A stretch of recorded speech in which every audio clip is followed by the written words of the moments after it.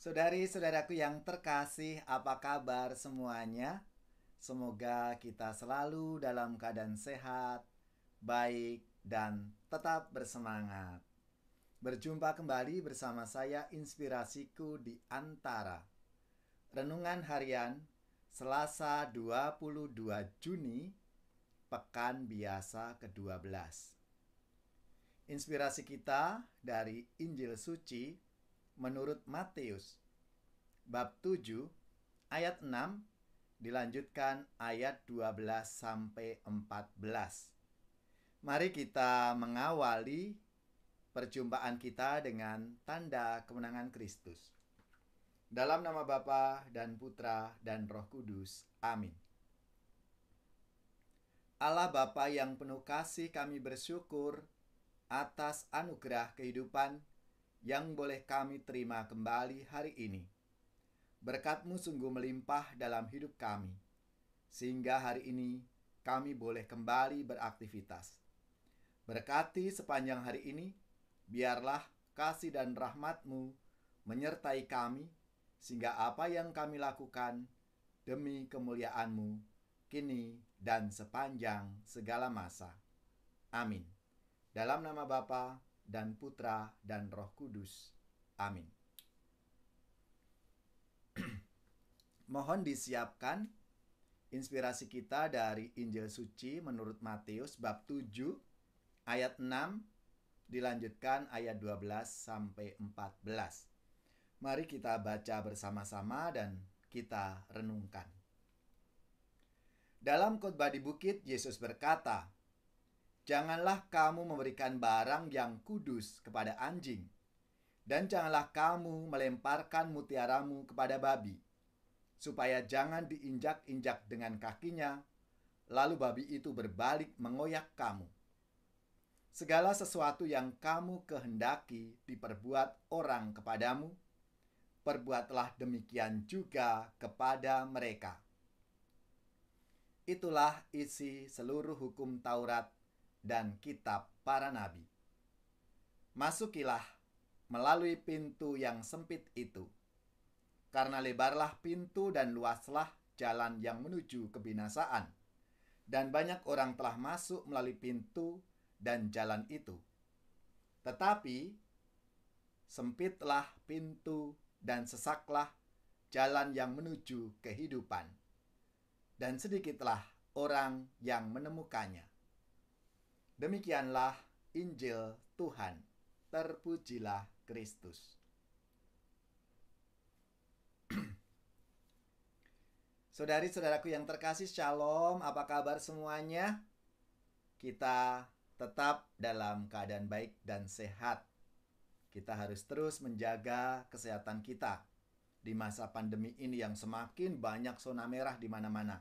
Maka mari kita tetap menjaga protokol kesehatan untuk diri kita, untuk keluarga, dan pastinya untuk sesama kita.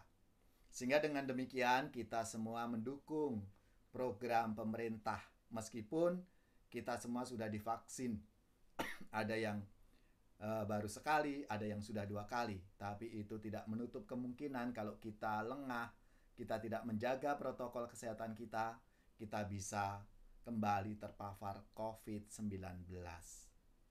Saudari-saudaraku yang terkasih, mari kita coba sedikit mengupas sabda Tuhan hari ini. Dikatakan di dalam khotbah di bukit, "Masuklah melalui pintu yang sempit itu, karena lebarlah pintu dan luaslah jalan yang menuju kebinasaan. Tetapi sempitlah pintu dan sesaklah jalan yang menuju kehidupan, dan sedikitlah orang yang menemukannya." Coba kita berpikir apa yang disampaikan oleh Yesus dalam khotbahnya.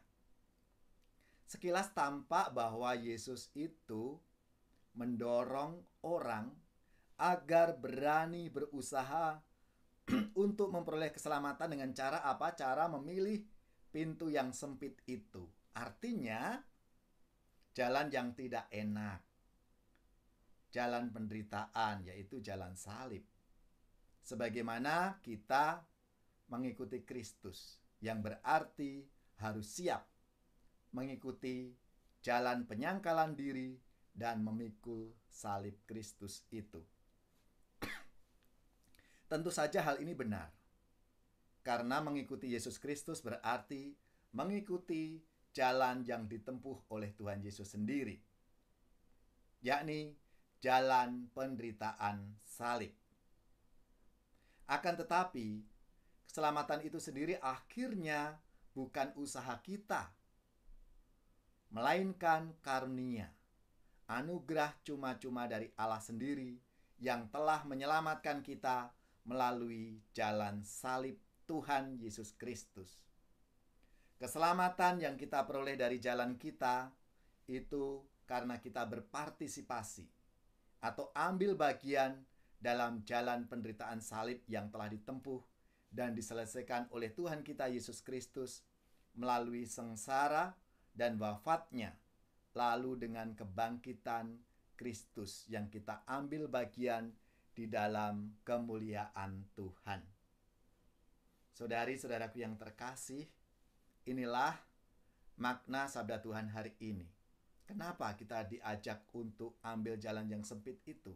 Karena memang tantangannya besar. Kalau jalan yang lebar dikatakan oleh Yesus tadi, itu menuju kebinasaan. Gampang, orang pasti banyak yang masuk ke sana. Tapi ketika pintunya sempit, ini nggak mudah. Padahal yang diperoleh apa? Kehidupan, keselamatan. Maka untuk mencapai keselamatan itu kita harus berjuang melalui pintu yang sempit itu. Berarti kita siap untuk menghadapi tantangan, kesulitan-kesulitan, sakit bahkan. Ya, ini yang seringkali kita hindari. Sebagai manusia seringkali siapa sih yang mau sakit? Siapa sih yang mau menderita? Pasti nggak ada orang yang mau susah-susah. Tapi menjadi tantangan bagi para pengikut Kristus. Ternyata tidak mudah untuk menjadi muridnya. Harus melalui jalan yang panjang, jalan yang sempit itu. Misalnya saja, kadang kan kita menjadi orang Katolik gampang kok langsung dibaptis. Tidak. Harus melalui tahap-tahap penerimaan. Harus ikut pelajaran. Ya, bahkan mungkin bisa sampai 1 tahun. Ini nggak mudah. Orang kan lalu maunya yang instan. Kalau bisa langsung 3 in 1. Saya dibaptis, saya terima komuni, saya langsung krisma. Kadang seperti itu. Mau kita. Padahal harus melalui proses-proses perjalanan yang panjang. Itulah jalan salib yang harus dilalui oleh para pengikut Kristus.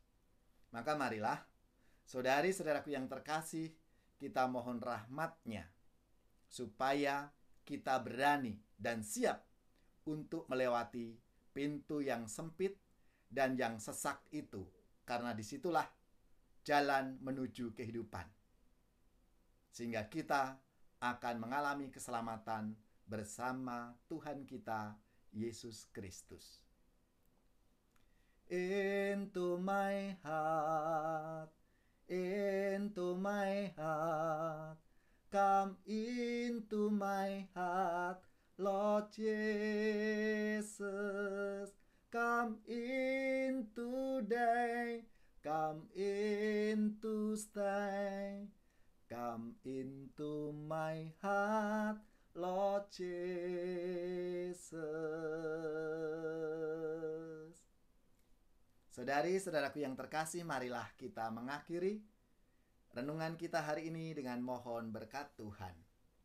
Semoga saudari-saudara sekalian, keluarga-keluarga, orang-orang yang kita doakan, mereka yang sakit, yang menderita, seluruh tugas, belajar, pekerjaan, usaha, serta karya pelayanan kita, dibimbing, dilindungi, dan diberkati oleh Allah yang Maha Kuasa, Bapa, Putra, dan Roh Kudus. Amin.